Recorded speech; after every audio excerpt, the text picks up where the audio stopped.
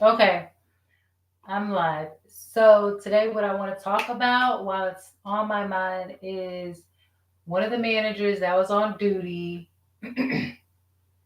while I was working today and what they did to upset me. And these are also showing you some of the things that happen to me when I'm working.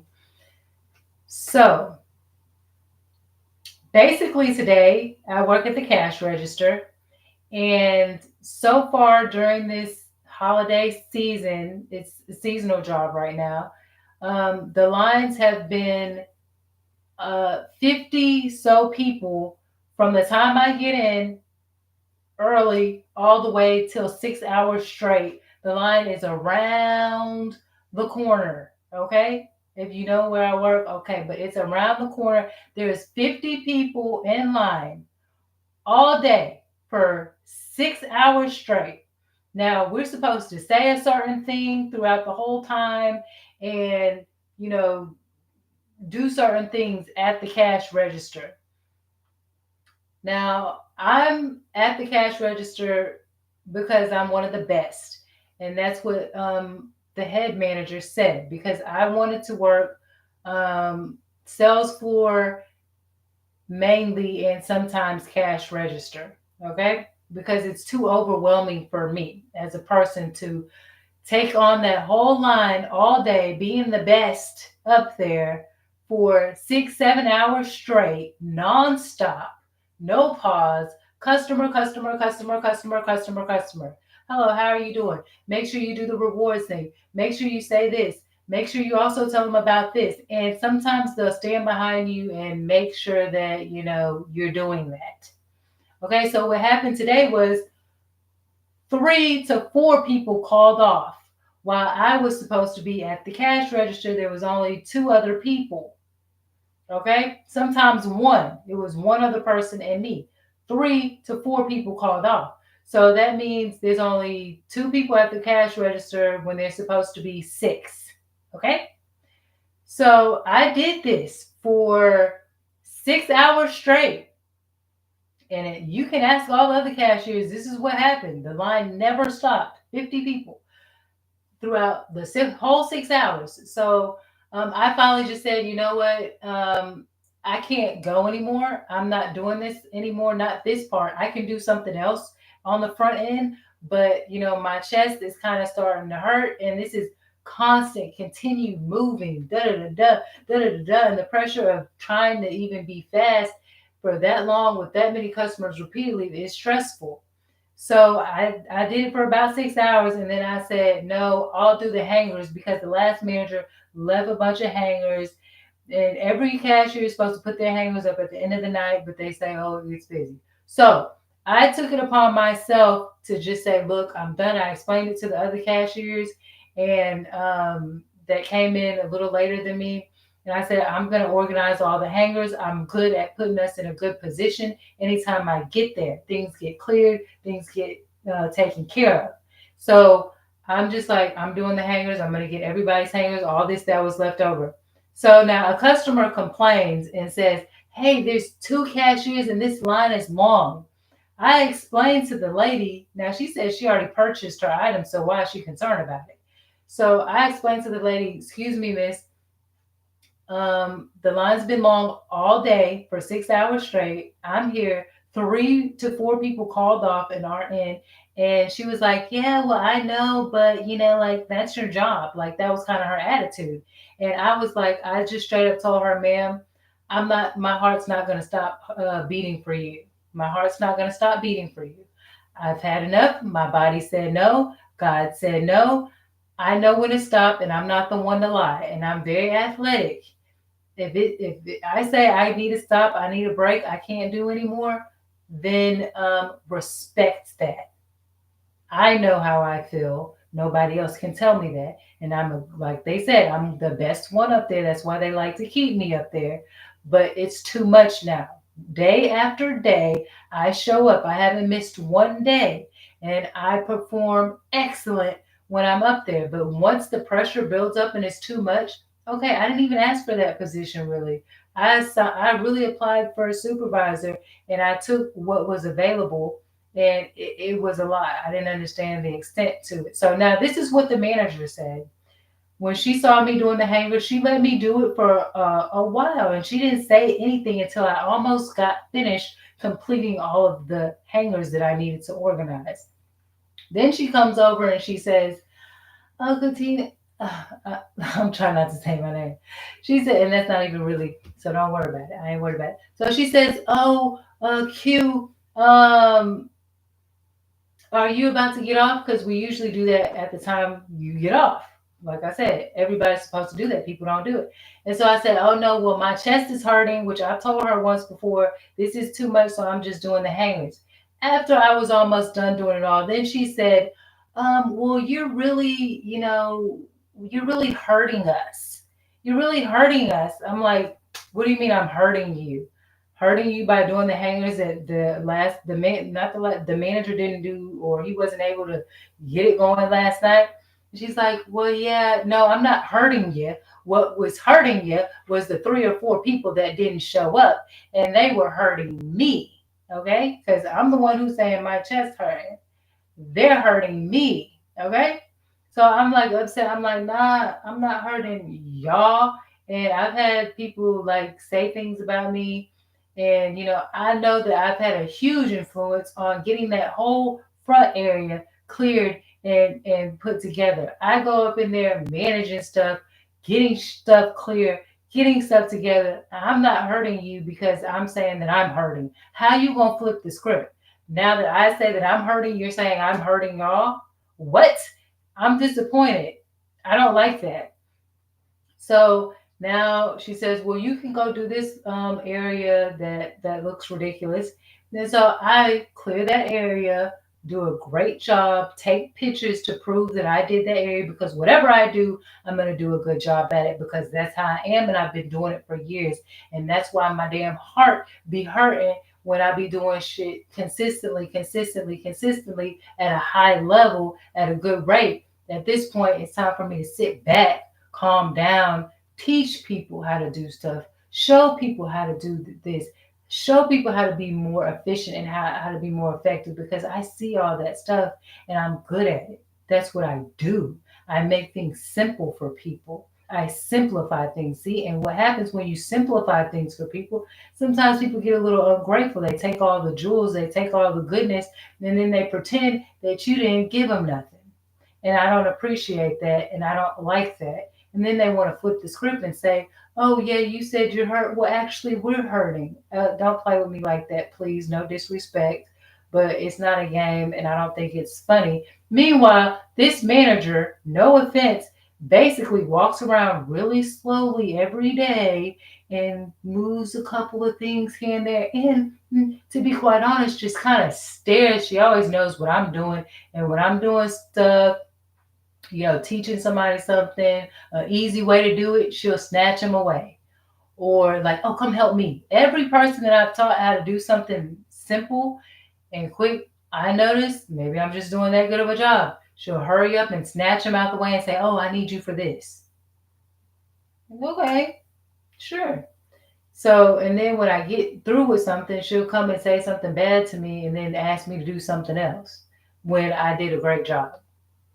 So to me, bad is like saying, "Oh, you're hurting us," and it's not true.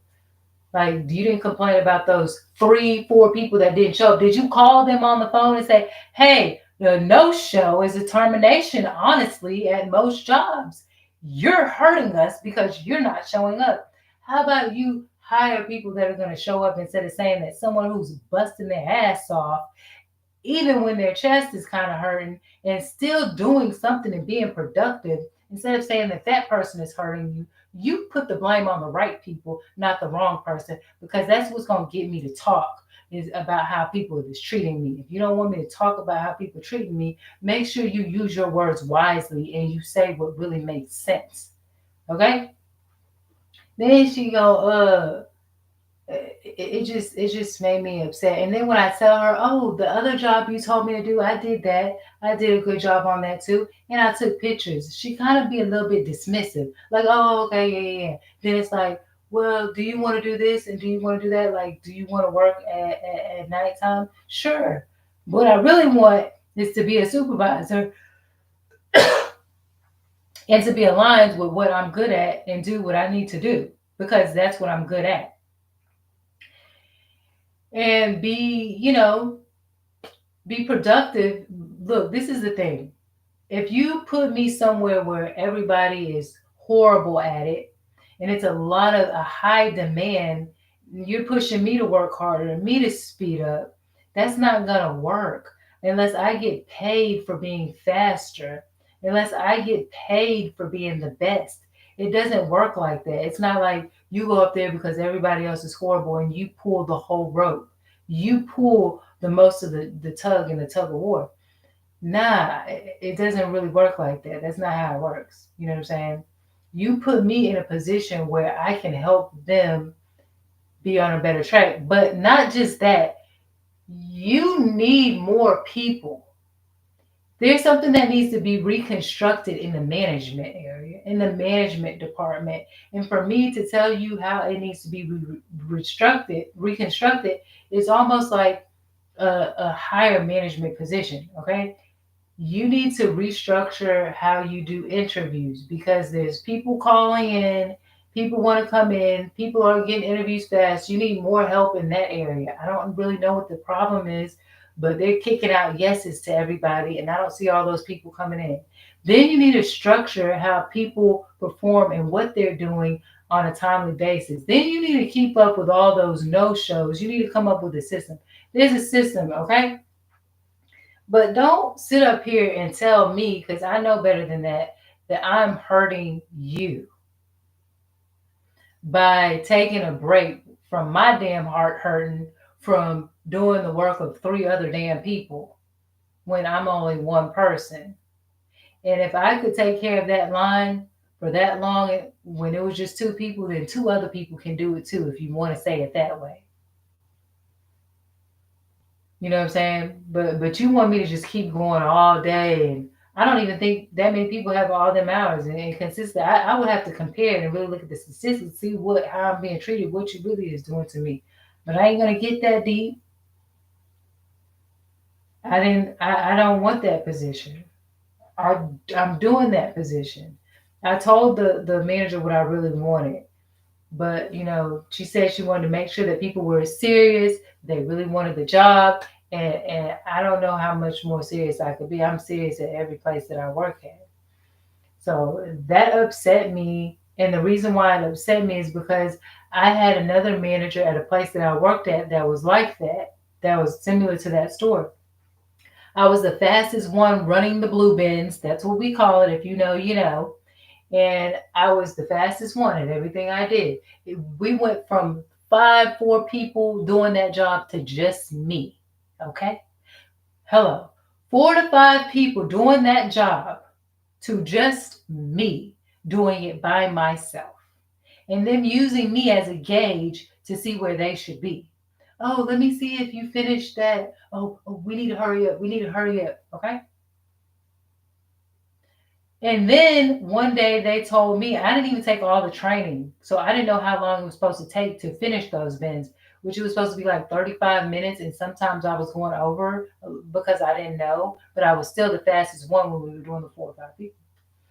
So they wrote the white lady that was the manager at the time. She wrote me up. They said it was going to be a review, and everybody did their review, and I was the only one who came out the office crying. And I was telling them, watch out, you know. And everybody came out of their review very happy. Now, how the fuck am I the best one running this shit? And I got a bad review, and they did. Nobody else got a bad review. And there are people that worked in the area that I worked in, and they were much slower than me. They were much slower than me. I'm the fastest one, but I got the bad review. And she wrote on that fucking paper, Q slowed us down in production by 4 hours. Now, I've seen people start the job and literally walk off because they were mad and didn't want to finish. How did I, the best one, get a bad review and I was the only one who walked out crying. That's some evil ass shit. And you know what? That white lady went on to get a better job and a better position. And the man who was under her, he moved up. And I'm like, wow. But y'all did something to me who was the one who made you want to stay. He said he wanted to leave, but now because things were better, things were getting organized, life was becoming more simple because you had a hustler like me up in there. Now he's like, oh, I want to stay because I don't have to stay till midnight and late night doing this anymore. But you gonna write a bad review on me and put it on document and put it on paper. So it made me feel like, oh, y'all doing good while y'all targeting me and giving me low blows. And that's what made me upset about today what happened because it gave me that PTSD and reminded me of what other people was doing to me in the past, but they was getting up higher and getting more off of me. Not only that, I introduced brands that they should have been having in the store and other ideas. And they just act like it wasn't nothing. I always want to see what I got, what I'm doing, but then act like I'm not nothing. Then make sure they sabotage me like so I'll never get anything.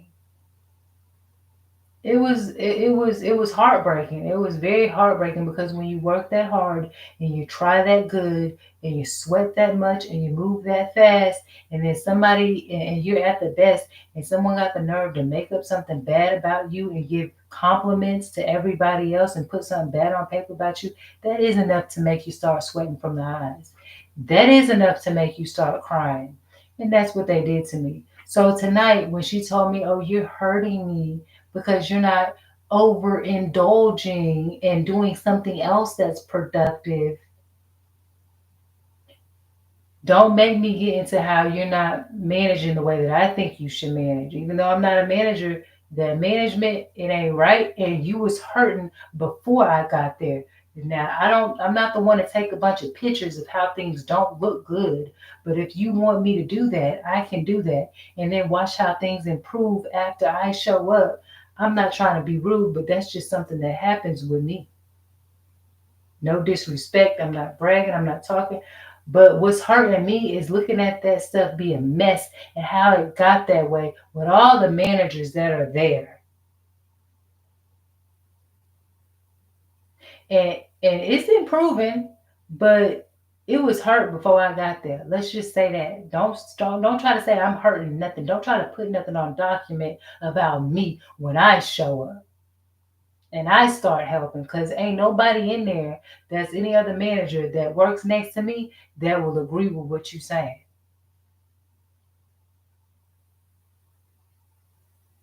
I felt very disrespected by that. Just like the last people, I felt disrespected by that. I feel disrespected by people who watch me push, watch me be the best one in that damn motherfucker at what I motherfucking do. And help make shit more efficient and effective. And then come toward me and tell me I ain't shit. But will, if they're smart enough, take some of those things and incorporate them. Okay?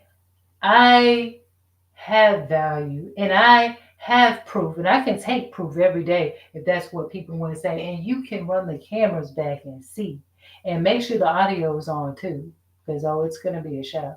And you're going to hear that I'm doing what I'm supposed to do.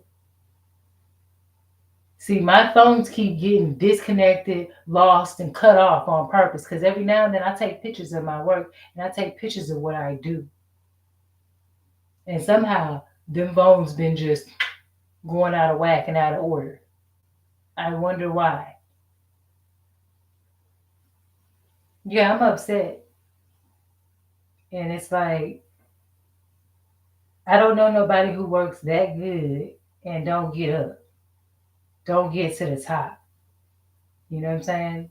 Maybe, it was my negotiating, but I expected that when somebody seen my work, that they would say, hey, you're good. We need to move you up. But I guess I got to do a lot of talking. Because it seemed like if you do a lot of talking and best friending and just talking, somehow you don't really have to do nothing. Not even being able to dictate and see, when you play basketball, you know how to read the court. You know how to say, oh, this person, that person. You're really watching everything. I was the loudest one on the court, all district, every school I ever played in, even from middle school up. Well, there's only two. So, you know, I got awards in every sport, that I've been in. I watch the court. I say what's going on. The loudest one on the court. I know what I'm doing, and I have a feeling for it. I want to do it. I want to help. But you ain't gonna bring me down when I'm helping. And also, we can talk about my AAU basketball team. This is a big story to me in my life. I played AAU basketball also, and we played about 6 games in a tournament to get to the championship. I played all those games for long periods of time in each one of those games. And when we got to the championship round, the coach and everybody took us in a big gym. There was only one person who came in and saw us from somewhere else. And while we was having this meeting, and the coach asked everybody that wants Q to be kicked off the team, raise your hand. I helped them get all the way to the championship round. Now we're in the gym in a quiet place with only one person from somewhere else having a meeting, and they're voting me off the team right before the championship fucking game.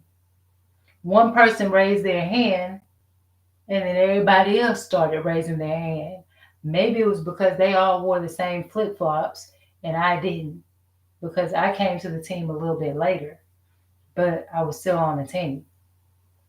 They played their championship game. At the time, I didn't realize I didn't really realize the whole mentality of what was really going on. And they played their championship game. I didn't want to stay to watch. What I'm gonna watch them for? And they lost that championship game. So I just think that I'm doing something right now. So I just think that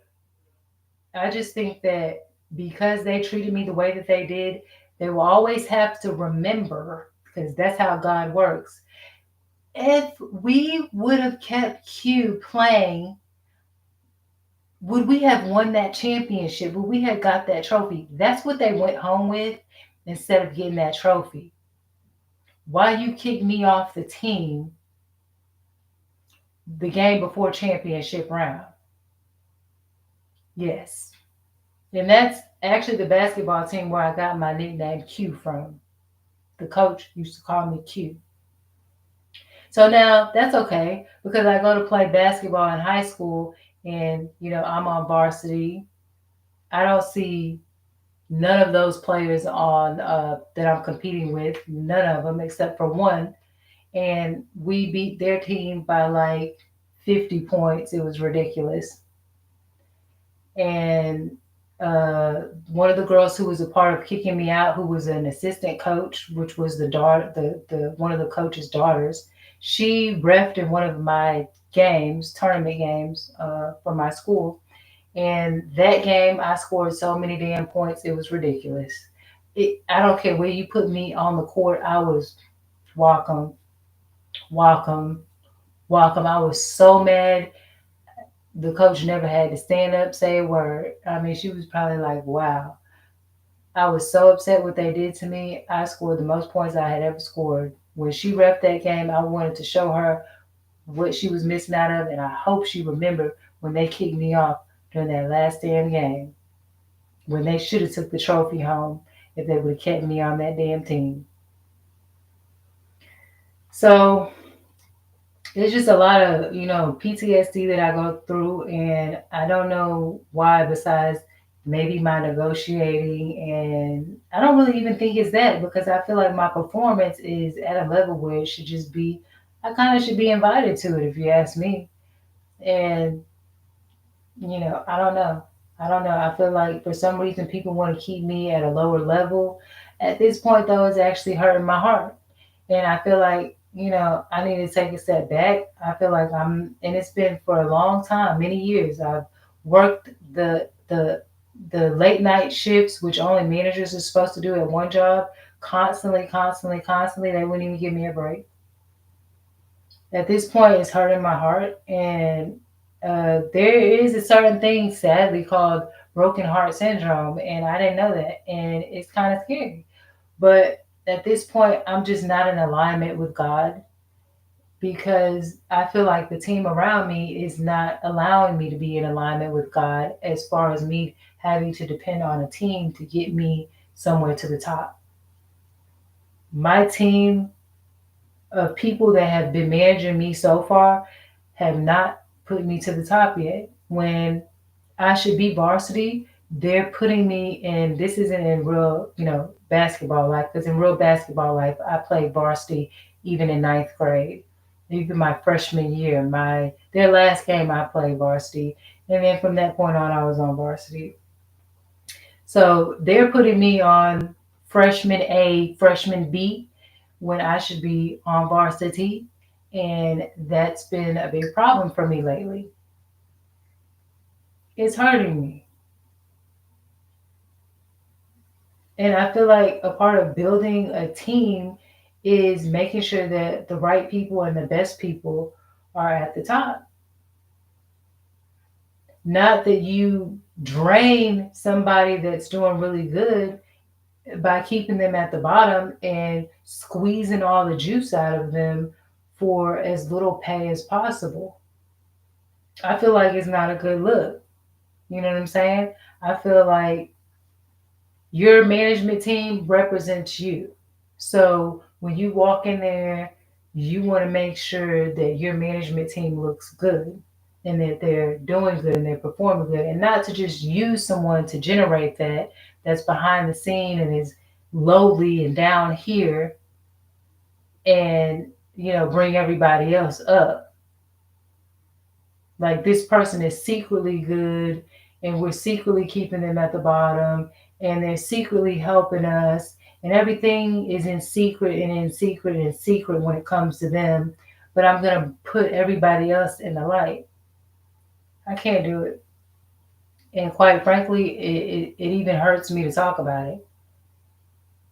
I don't know why I'm hurting. I don't know why I don't know why it's hurting me. I don't know why the stress of my chest is hurting me, but I notice it's happening when I'm being stressed out. And I also don't know if these stores are putting stuff on the shelf that I like so that my chest can't hurt. I don't understand what's happening. I just feel like it has something to do with stress and maybe the food that's at these stores. I've always been healthy. I've always passed my physical. I've never had this pain since I've lived anywhere except for here. And I know they've broken in and tried to do stuff in the refrigerator and stuff. I go buy new stuff. What happens? I don't understand. Yesterday, I went to Walmart that's nearest here, tried to get some new salt.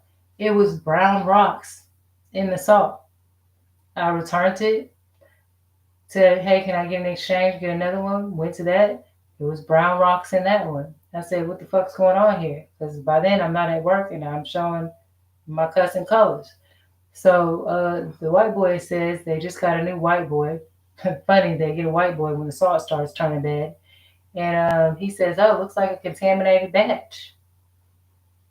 Like, okay, I'm just walking out. I can't even get no fucking salt. It's hurting me. And it's hurting me to where I'm probably gonna have to stop working because I'm just not in alignment. If people aren't choosing me to be in a better position, and also I'm making half the money that I made at the other job.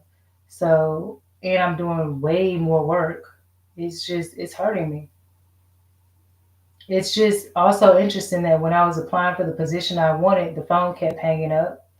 And when I was applying for the position that I didn't really want, the call came through.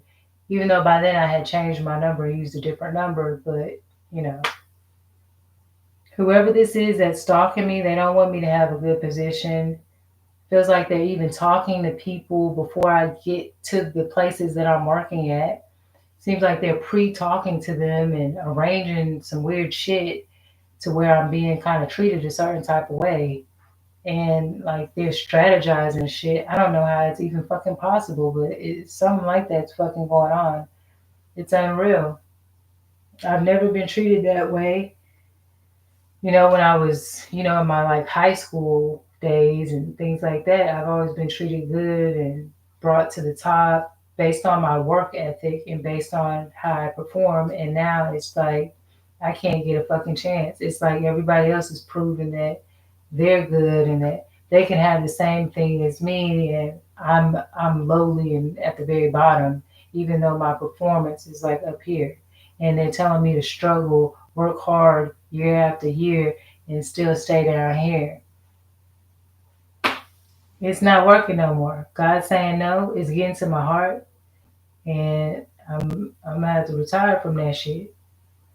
Bottom line, and I never knew that it would be that way, but I'm starting to think that it's God clearly telling me you're out of alignment, and because you don't quit and you don't give up, I'm gonna make something on you hurt to make you stop going for something less than what you deserve.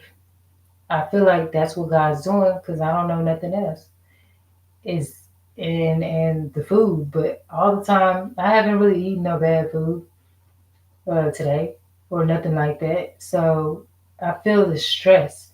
Like I feel like it's stress from people. It's rarely food. I'm now just feeling like it's stress. And so if I go to the doctor, what is he gonna say? Slow down on your work. Find something that's more aligned with you. Because when I go to work and I do something more calm, the chest pain goes away. When I'm in a calmer environment, I don't feel that at all. So I know that it's related to that. It's related to stress. And I think these people are evil geniuses because they got to know that this is what the fuck is going on and it's happening. And back to sender. Whatever you're sending me that's negative, I hope it goes back to you. And I have to because I can't, I got to balance the scales. I can't be nice to you when you're sitting here trying to fucking kill me. And if you're trying to bless me and you're trying to help me, back to sender as well. Let blessings flow into your life and let good things happen for you. I'm just balancing the scales. It's not about me being evil today and good tomorrow. It's about balancing the scales. What you give me is what you should have also when it comes to blessing and hurting a person. Should you, if you're at war, should you keep somebody alive that keeps shooting at you? They shoot you in the shoulder, shoot you in the foot, and then you're just supposed to say, let me pray for them while they continue to aim at you and shoot you? No, you either get the fuck out of there or do something big about it. You know what I'm saying? And I'm not talking about life and death right here. Those are examples. Maybe that's not the best example right now, but you get my point. So, and also what's scaring me is when I was in high school, I used to hear a lot of white people say that stress kills. And I heard them say that shit all the time, and it's really just replaying in my head, and it's scaring the fuck out of me at this point because it's like, damn, with the gang stalking shit and the way that I've been treated, it made me start thinking, are people purposely trying to stress me? And then relating it back to what these white people used to tell me when I was in school, and I wasn't really going through the stress like the way this is hurting me occasionally that I've never felt before. So I'm like, it's really making me think you have to get out of these situations. I'm a real like loyal person when it comes to a team and wanting to complete the job and complete the project and getting things done so much that sometimes I give too much of myself instead of saying, hey, you need to relax. You didn't done too much. You've overexerted and you need to step back. Go at the pace of everybody else. It's okay.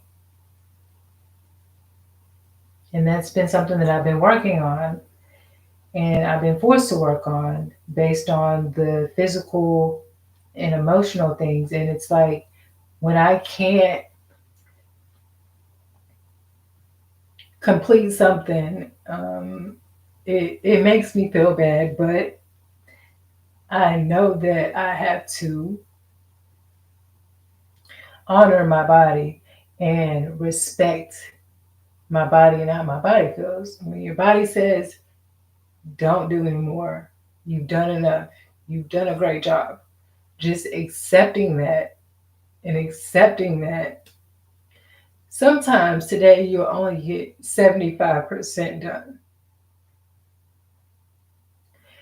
And there's another day to finish the 25%. And